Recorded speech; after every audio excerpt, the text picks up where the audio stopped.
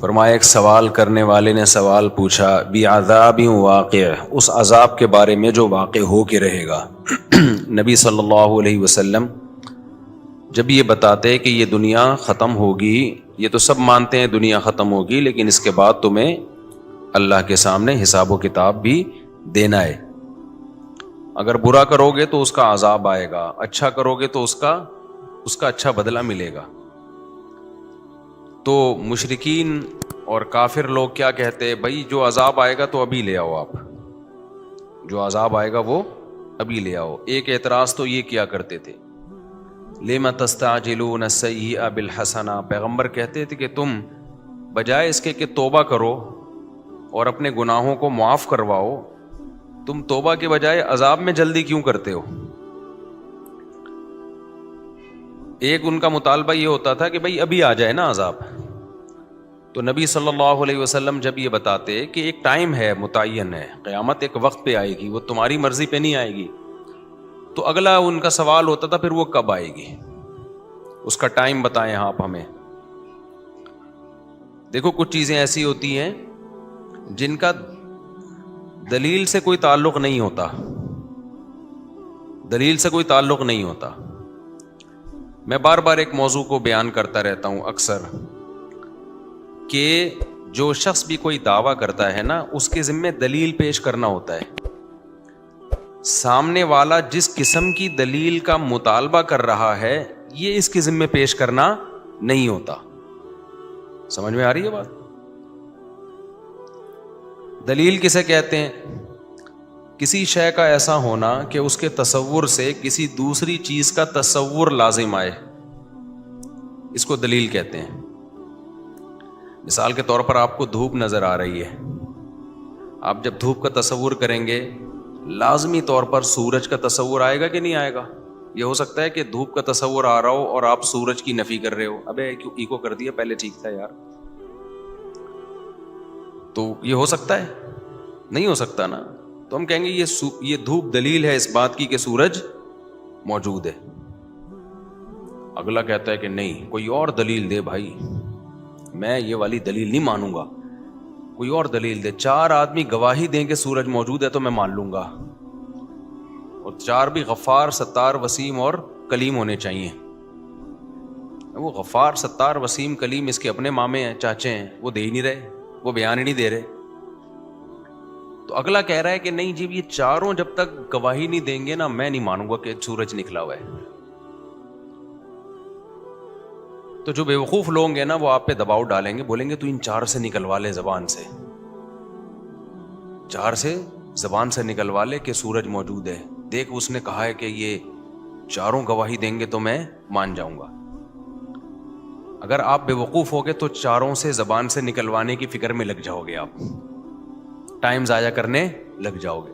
عقل مند ہوگے تو آپ بولو گے بھائی یہ دیکھ لے دھوپ ہے، یہ والی لائٹ اور یہ اس طرح کی دھوپ یہ بتیوں کی، یہ بلب کی نہیں ہوتی، ماننا ہے مان، ورنہ پتلی گلی سے نکل۔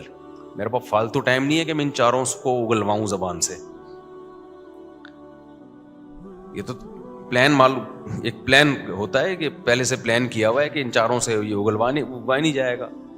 تو آج بہت سارے باطل فرقے جو ہے نا، غیر مسلم بھی، وہ کہہ رہے ہوتے ہیں ہم سے ہماری مرضی کی دلیل دو، جو ہم کہہ رہے ہیں اسلام کے برحق ہونے کی، پیغمبر کے برحق ہونے کی، یا جن مسائل کو تم فالو کرتے ہو ان کے برحق ہونے کی، جو دلیل ہم مانگ رہے ہیں وہ دو۔ غیر مسلم کیا دلیل مانگتا ہے؟ جو مشرکین دلیل مانگتے تھے، قیامت کب قائم ہوگی؟ آپ کو چونکہ قیامت کا ٹائم نہیں پتا، اس کی علامت ہے کہ قیامت آئے گی نہیں۔ بے بھائی کسی چیز کا ٹائم پتا نہ ہونا، یہ اس کی علامت کب سے ہو گئی کہ یہ چیز ہی نہیں ہے؟ ایسا ممکن ہے ایک چیز نے ہونا ہو لیکن ہمیں اس کا وقت معلوم نہ ہو۔ مجھے پتا ہے میں کب مروں گا، آپ کو پتا ہے آپ کب مرو گے؟ بولو نا۔ اب کوئی ڈاکٹر آپ سے کہے کہ یار ایک نہ ایک دن آپ مرو گے، آپ کہو ڈاکٹر صاحب کیا دلیل ہے اس کی کہ میں ایک دن مروں گا؟ ڈاکٹر صاحب کہہ رہے ہیں جی اس کی دلیل یہ ہے کہ آج تک کوئی بچا ہے نہیں۔ تو کیا تو جو ہے کوئی سرٹیفکیٹ لے کر آیا ہے کیا؟ یا تو کوئی اللہ کا خاص لاڈلا ہے؟ تو یہی دلیل ہے، سب مرتے ہیں تو بھائی تو بھی مرے گا۔ آپ کہیں اچھا پھر کب مروں گا یہ بتاؤ. ڈاکٹر کہ یہ تو میں نہیں بتا سکتا. آپ کہیں ڈاکٹر صاحب جب تک آپ یہ نہیں بتاؤ گے نا میں کب مروں گا, میں آپ کو سمجھوں گا کہ آپ جھوٹ بول رہے ہو, آپ کے پاس کوئی دلیل نہیں ہے. تو ڈاکٹر اگر عقل مند ہوگا بولے گا بھائی نکل پتلی گلی سے, ٹائم میرا ضائع مت کر, میں نے دلیل دے دی ہے کہ اربوں کھربوں لوگ دنیا میں آئے ہیں, ایک بھی نہیں بچا, تو کیا الگ سے سافٹ ویئر اپڈیٹ کروا کے آیا ہے اپنے, کیا اینٹی وائرس ڈلوایا تو نے کیا؟ تو یہ دلیل کافی ہے. اور یہ کہنا کہ کب مرے گا, بھائی مجھے کیا پتا کب مروں گا یار, نہ مجھے اپنا پتا ہے نہ مجھے تیرا پتا ہے, لیکن یہ اس کی علامت نہیں ہے کہ مرے گا نہیں تو. وہ کہہ رہے نہیں ڈاکٹر صاحب میں تو جب تک نہیں مانوں گا جب تک آپ یہ نہیں بتاؤ گے کہ کب مروں گا. ڈاکٹر کہے گا یا تو غصے سے ٹی اٹھا کے گن پٹی پہ رکھ دے گا اور بولے گا تو اب مرے گا, 5 منٹ کے بعد مرے گا, ٹائم بتا دیا نا میں نے. پھر بھی ڈاکٹر اس کے جواب دینے میں لگ جائے نا تو اس کا مطلب یہ بھی پاگل ہے ڈاکٹر. تو اسی طرح یہ جو باطل فرقے ہیں نا یہ بھی ایسے ہی اوٹ پٹانگ دلائل کا مطالبہ کر رہے ہوتے ہیں, اسلام پر اوٹ پٹانگ قسم کے اعتراض کر رہے ہوتے ہیں, جن میں ایک اعتراض تو میں نے بتایا, بھائی قیامت کا ٹائم بتاؤ نا کب آئے گی. ہر پیغمبر سے یہ پوچھا گیا ہے کب آئے گی. آپ سارے پیغمبر آدم علیہ السلام سے لے کے محمد صلی اللہ علیہ وسلم تک سب کہہ رہے ہیں قیامت آئے گی آئے گی, اور ہر پیغمبر سے پوچھا گیا ٹائم بتائیں, ہر پیغمبر نے کہا نہیں پتا, ہمیں وقت کا علم نہیں ہے. تو لوگوں نے کہا جب آپ کو پوری نالج ہی نہیں ہے تو آپ دعویٰ کیوں کر رہے ہیں؟ تو پیغمبر نے کہا جتنی نالج ہے اس کا دعویٰ کیا جا سکتا ہے, ہم نے یہ دعویٰ ہی نہیں کیا کہ ہمیں ہر چیز کی نالج ہے. دیکھو دعویٰ یہ کیا ہوتا نا ہمیں ہر چیز کی نالج ہے, پھر ہم کہتے ہیں کہ ہمیں نہیں پتا کب آئے گی قیامت, تو دعویٰ اور دلیل آپس میں میچ نہیں کر رہے ہوتے. دعویٰ تو ہے کہ سب کچھ پتا ہے, اور جب پوچھا جاتا ہے اس دعوے کی دلیل کے طور پر سب کچھ پتا ہے تو یہ بھی بتائیں, تو وہ کہتے ہیں ہمیں نہیں پتا. تو آپ ایک طرف دعویٰ کر رہے ہو سب کچھ پتا ہے, دوسری طرف کہہ رہے ہو ہمیں نہیں پتا, تو بات غلط ہو جاتی. پیغمبروں نے یہ دعویٰ کیا ہی نہیں کہ بھائی ہمیں سب کچھ پتا ہے. پیغمبروں نے یہ کہا ہمیں جتنا پتا ہے اتنا بتا دیا, اور یہ پتا ہے کہ قیامت آئے گی, یہ اللہ نے ہمیں بتایا. ہمارے سچے ہونے کی کیا دلیل ہے کہ ہم جھوٹ نہیں بولتے؟ وہ بہت سارے دلائل ہیں, ہم نے 40 سال تمہارے پاس گزارے, اور پھر ہمارے معجزے ہیں, یہ ایسے معجزے ہیں جو شعبدے نہیں ہیں, کیونکہ جو شعبدے جن کے ہاتھوں پہ ظاہر ہوتے ہیں وہ الگ قسم کے لوگ ہوتے ہیں, جادو ٹونے والے, ان کی یہ پرسنالٹی نہیں ہوتی, ان کی یہ تعلیمات نہیں ہوتی, وہ ماں باپ کے حقوق نہیں سکھا رہے ہوتے, وہ وراثت کے خرید و فروخت کے نکاح طلاق کے احکام نہیں بتا رہے ہوتے, وہ اخلاقیات کے پیمانے متعین نہیں کر رہے ہوتے, تو وہ اللہ کی محبت لوگوں کے دلوں میں نہیں ڈال رہے ہوتے, وہ تو اپنے قریب لوگوں کو اکٹھا کر رہے ہوتے. تو اتنے سارے قرائن اور دلائل سے یہ تو ثابت ہو جاتا ہے. اور پھر پچھلی آسمانی کتابیں جن کو تم بھی مانتے ہو وہ بھی گواہی دے رہی ہیں. تو اتنی دلیل کافی ہے ہمارے اس دعوے کے سچے ہونے کے لیے. ٹائم ہمیں معلوم نہیں ہے. تو کافروں نے بھی, اب کافر لوگ اعتراض کرتے ہیں بھائی محمد صلی اللہ علیہ وسلم اللہ کے نبی ہیں تو اتنی کم عمر سے شادی کیوں کی انہوں نے؟ کسی کی عمر کا زیادہ ہونا اور اس کی زوجہ کی عمر کا کم ہونا یہ نبی نہ ہونے کی دلیل نہیں ہے, اس کا اس سے کوئی تعلق نہیں ہے. ہاں آپ اس عمل کا ظلم ہونا ثابت کر دو, پھر یہ اس کی دلیل ہے کہ جس نے یہ کام کیا وہ نبی نہیں ہے. اور ظلم کسے کہتے ہیں؟ مظلوم پکارے کہ مجھ پہ ظلم ہو رہا ہے. دنیا میں کوئی ایسا ظلم دیکھا کہ مظلوم کہے بہت اچھا ہوا میرے ساتھ ہے؟ بھائی کوئی بڑی عمر کا آدمی کم عمر سے نکاح کر رہا ہے تو ظلم اس کم عمر پہ ہو رہا ہے نا. تو حضرت عائشہ سے نبی نے نکاح کیا, امی عائشہ کی عمر 9 سال, نبی کی عمر 49-50 سال, تو معاذ اللہ یہ ظلم کس پہ ہوا؟ امی عائشہ پہ. وہ بولتی کہ غلط ہو گیا میرے ساتھ, میرے ابا نے غلط کیا. اس وقت بچی تھیں, بعد میں بول دیتی. ہم سیرت اٹھا کے دیکھتے ہیں, جن حدیث کی کتابوں میں یہ لکھا ہے کہ 9 سال کی بچی سے نکاح ہوا, لڑکی سے نکاح ہوا, انہی کتابوں میں جو حضرت عائشہ کے حالات لکھے ہیں, ایسی میاں بیوی میں محبت کی مثال اس کائنات میں ملتی نہیں ہے. تو پیغمبر سے ظلم کا صدور یہ ممکن نہیں ہے، لیکن ظلم کی ڈیفینیشن وہ نہیں ہے جو آپ کہیں اور ہم پہن لیں. ظلم کی ڈیفینیشن وہ ہے جو ساری دنیا میں متفقن علیہ ہے، جن میں سب سے پہلی شرط یہ کہ مظلوم کہے مجھ پر ظلم ہو رہا ہے، مظلوم کو اس پہ اعتراض ہو. جب مظلوم خوش ہے اس کا مطلب یہ مظلوم. دیکھو اس کی ایک مثال دوں، کھلاڑیوں کے بلے کروڑوں روپے میں بکتے ہیں، کیا خیال ہے بھئی؟ یہ جاوید میاں داد کا بلہ ہے، جس نے آخری بال پہ چھکا مارا تھا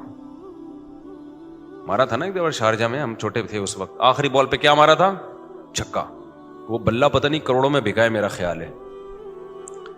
اب ایک آدمی جس کو جاوید میاں داد سے کوئی عقیدت نہیں، چھکے چوکوں سے کوئی دلچسپی نہیں ہے، اس کو کرکٹ سے بھی میرے جیسا آدمی کو کوئی دلچسپی نہیں ہے،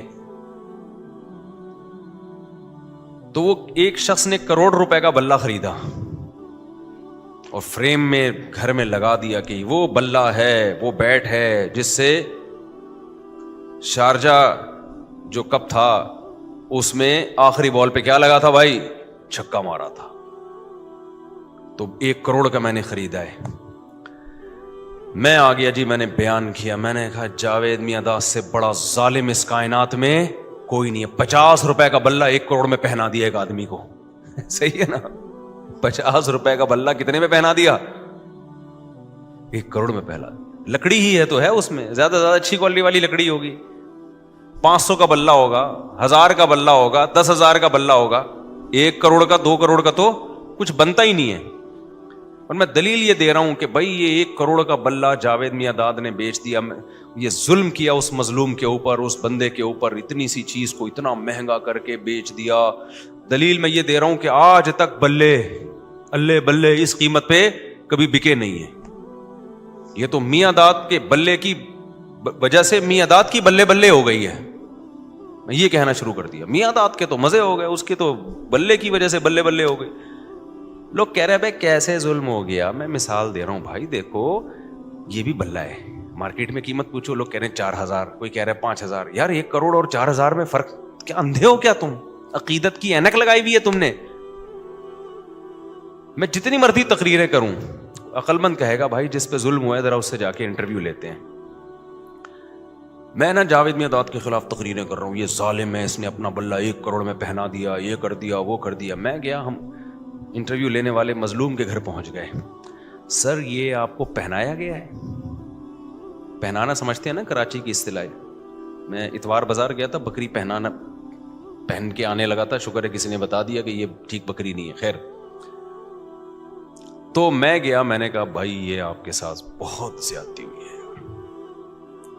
یہ دیکھو یہ بلہ میں لے کر آیا ہوں، 100 روپے کا ہے، یہ 5,000 کا ہے یا 10,000 کا ہے، اسی جیسا ہے، اتنا ہی بڑا سائز ہے. جاوید میاں داد نے آپ کے ساتھ بہت ظلم کیا، 1 کروڑ کا پہنا دیا. تو مظلوم کہہ رہے بھائی جان آپ کون ہو، کہاں سے آئے ہو؟ ٹھیک ہے نا، یہ میں نے مجھے پہنایا نہیں گیا ہے، اپنی شوق سے اپنی مرضی سے میں نے خریدا ہے، اور میرے لیے 1 کروڑ 2 کروڑ کی کوئی حیثیت نہیں ہے. اور 30 کروڑ تو ابھی لگ رہے ہیں اس کے، میں دے نہیں رہا کیونکہ تاریخی بلہ ہے، ہماری نسلوں میں چلے گا. تو کیس فوراً خارج ہو جانا چاہیے نا ایسے موقع پہ. کہوں یار جب یہ خوش ہے، یا تو یہ بے وقوف بنا، وہ میاں داد کا بلہ ہی نہیں تھا، وہ کوئی اور بلہ تھا میاں داد کا کہہ کے اس کو پہنا دیا. لیکن بلہ بھی میاں داد کا ہے اور اس کو بھی یقین ہے کہ اسی کا بلہ ہے. چلو اس وقت اگر اس کے ساتھ دھوکا ہوا تھا تو اب اس کو کانفیڈنس ہے کہ بھائی نہیں بالکل وہی بلہ ہے. تو میں کیا کہوں گا بھائی عقیدت کی بات ہے یار، آپ کو اگر اسی سے عقیدت ہے تو اس میں کوئی حرج نہیں ہے. اور پھر وہ اگلا یہ بھی کہتا ہے کہ یار میاں داد کے لیے 1 کروڑ 2 کروڑ کی کوئی ویلیو نہیں ہے، اس کو تو یہ 1 کروڑ 2 کروڑ کی اس کی نظر میں کوئی ویلیو نہیں ہے، وہ تو ویسے ہی کما لے اتنے پیسے، 2-4 چھکے اور لگائے گا تو 8-10 کروڑ ویسے ہی کما لے گا. وہ کھلاڑی کے پاس تو بہت پیسہ ہوتا ہے نا، تو یہ اس کا مجھ پر احسان ہے کہ مجھے بیچ دیا اس نے، ورنہ کسٹمر تو بہت تھے.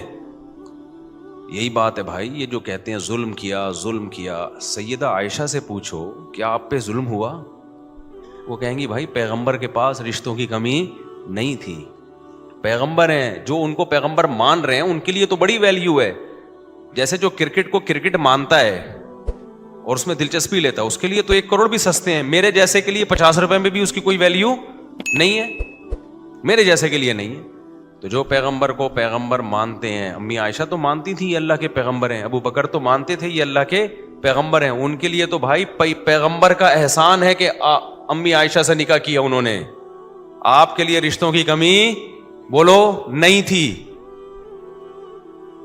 آپ کے لیے کون سی کمی تھی رشتوں کی؟ یہ تو ان کا نبی کا احسان ہے.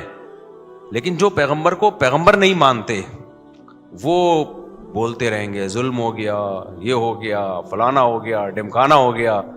تو بھائی آپ جس سب سے دنیا میں ایک اصول ہے کہ جس پہ ظلم ہوتا ہے وہ مظلوم مانے کہ مجھ پہ ظلم ہوا ہے. اگر مظلوم ہی نہ مان رہا ہو, وہی کیس کرنے کے لیے تیار نہ ہو, تو دنیا کی کوئی کورٹ بھی اس کیس کو لینے کے لیے تیار نہیں ہوتی. آپ عدالت چلے گئے, آپ نے وکیل ہائر کیا, کیس کیا کہ وسیم نے غفار کے 1 کروڑ روپے چرائے ہیں. وسیم نے کیا کیا؟ غفار کے 1 کروڑ روپے چرائے ہیں. عدالت بلائے گی آپ کو, آپ وسیم ہیں؟ کہ نہیں میں وسیم تو نہیں ہوں. آپ اس کے ماموں ہو؟ نہیں بھائی میں اس کا ماموں بھی نہیں ہوں. تو وسیم نے آپ کو نمائندہ بنایا ہے؟ نہیں بھائی نمائندہ نہیں بنایا. وسیم تو وہ دوسرے محلے میں رہتا ہے, میں اس محلے میں رہتا ہوں. عدالت کہے گی تو جس کے چرائے ہیں وہ آئے نا. کیا خیال ہے بھائی؟ اب آپ گئے وسیم کے پاس, نہیں سوری غفار کے چرائے تھے نا, کس کے چرائے تھے؟ غفار کے چرائے تھے. آپ غفار کے پاس گئے, یار تمہارے پیسے وسیم نے چرائے ہیں, میں کورٹ میں کیس کر رہا ہوں, کورٹ کیس کو نکال رہی ہے. بولی غفار خود آئے نا. تو غفار کہے جب میرے پیسے وسیم نے چرائے ہیں, میں نہیں جا رہا, تو کیوں میری طرف سے بلا وجہ کا نمائندہ بناؤں؟ میں جانوں اور کون جانے؟ وسیم جانے. تو چھوڑ دے تو مجھے اپنے حال پہ. تو دنیا کی کوئی کورٹ بھی جس پہ ظلم ہوا ہے وہ اگر کیس نہ کرے تو اللہ یہ کہ ریاست کے خلاف کوئی کام کیا ہو, پھر اس میں ریاست وکیل متعین کرتی ہے کسی کو. دنیا میں کوئی کورٹ بھی ایسا کیس کو نہیں لیتی. تو یہ کیسا کیس ہے غیر مسلموں کا یار, کہ ہم تمہاری کورٹ میں اپنا کیس لے کر جائیں کہ تم سید الانبیاء پہ الزام لگاؤ کہ انہوں نے 9 عمر بچی سے نکاح کیا کم عمر سے, اور ان پہ ظلم ہوا, زیادتی ہوئی, اور جس پہ ہوا ہے وہ کیس کرنے کے لیے تیار نہیں ہے, وہ فخر کر رہی ہیں. تو اس کا مطلب تمہارا ہیڈک ہے ہی نہیں, یہ ان کا آپس کا معاملہ ہے. یہاں یہ مسئلہ بھی حل ہو گیا کہ لوگ آج کل بہت اعتراض کرتے ہیں, اتنی بڑی عمر کے آدمی نے اتنی چھوٹی لڑکی سے شادی کی, بہت آ رہا ہے آج کل نا. تو وہی کر لی, وہ جانے, وہ آپس کے ان کا معاملہ ہے یار, تمہیں کیا تکلیف ہو رہی ہے؟ بیوقوف بنا کے کیے پھر غلط کیا, اگر بیوقوف نہیں بنائے تو وہ جانے, تم دعا کرو اللہ سیٹ بیٹا بنا دے تمہارا بھی. کوئی کیا خیال ہے بھائی اس میں؟ کوئی جل گیا, کسی نے دعا دی, لکھا ہوتا ہے نا رکشے کے پیچھے, رکشوں کے پیچھے جو لکھا ہوتا ہے غور سے پڑھا کریں, بڑی بڑی خاندانی باتیں لکھی ہوتی ہیں ٹرکوں کے پیچھے اور رکشوں کے پیچھے. وہ باتیں جو جاوید چودھری سے آپ نہیں سنو گے, ٹرک کے پیچھے مل جائے گی آپ کو. جو مبشر لقمان اور حسن نثار اور ایسے ایسے صحافیوں سے آپ نہیں سنو گے, وہ آپ کو ٹرک کے پیچھے لکھی ہوئی مل جائیں گی. بڑی موٹیویشن ملتی ہے ان باتوں سے, سمجھ رہے ہو نا. کوئی جل گیا, کسی نے دعا دی, تو دعا دینے والا جلتا نہیں ہے اور برکت ہو جاتی ہے, جلنے والے کیا ہوتے ہیں؟ سوکھتے چلے جاتے ہیں.